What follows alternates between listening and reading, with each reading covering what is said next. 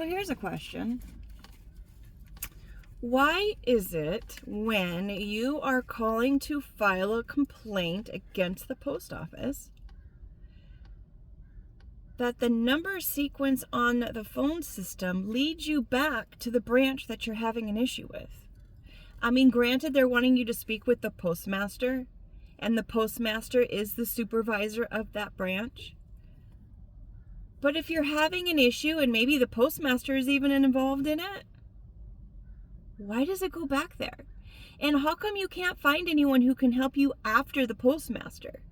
Who do you talk to if you have the problem with the postmaster because the postmaster isn't doing their due diligence in the situation?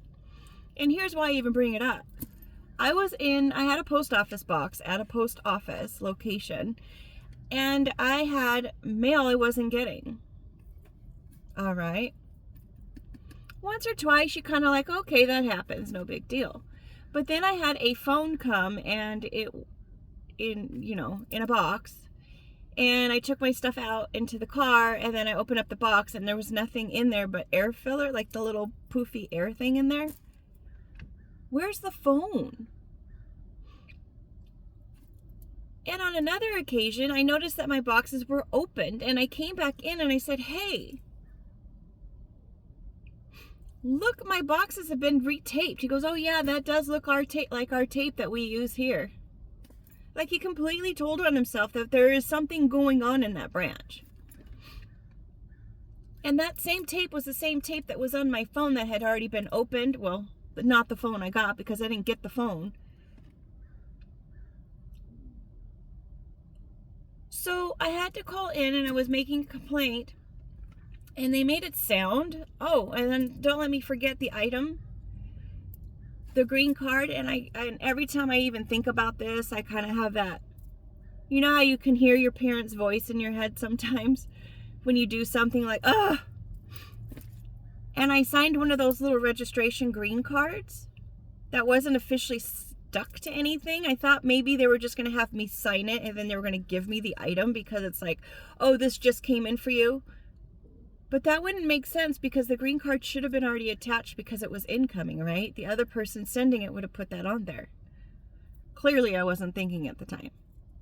I wasn't asking questions.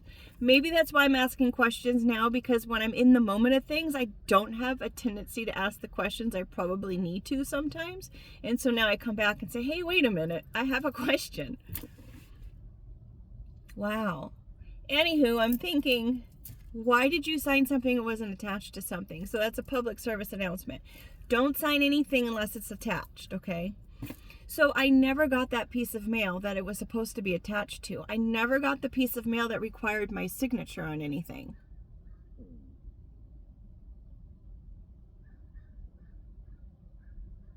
And when I called to complain about it, I never got a return call.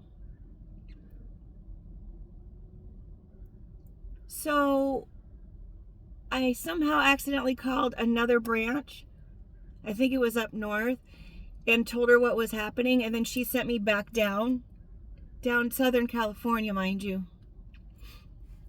She sent me back down to the post office down here where my actual branch was, surprisingly enough. And I'm telling these people all about what's going on, and they're like, okay, making it sound like they were concerned. And I'm like, well, the postmaster to this branch is the same one as the one at the other branch in another part. And they're not picking up their phone there either. So you might want to check out their operations as well in case something fishy's going on there as well. And I never got a call back. Never got a follow-up email. Never got any kind of resolution on that. So there's still a piece of mail or something out there that I signed for that I never got.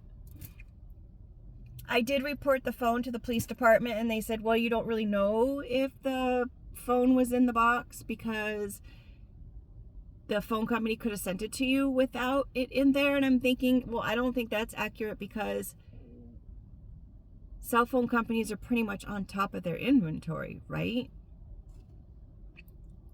So I'm puzzled.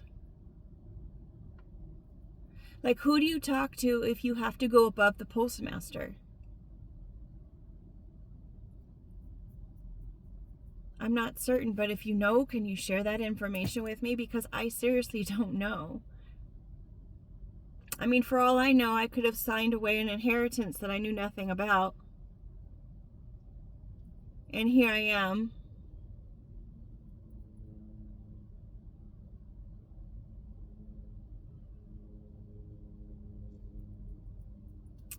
There was another thought on that. Another piece of information I thought was important to share about the post office. Like maybe you didn't know, but it was important. But I guess if I come up with it, I'll put it in the comments because I forgot.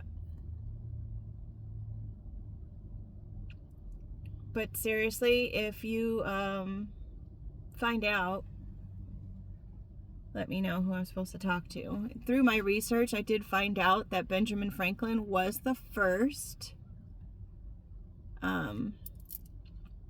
head of the post office when it first started. He was the very first person.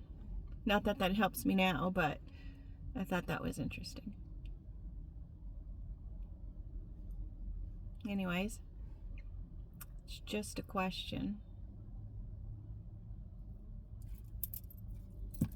Have a good day and make it a great day.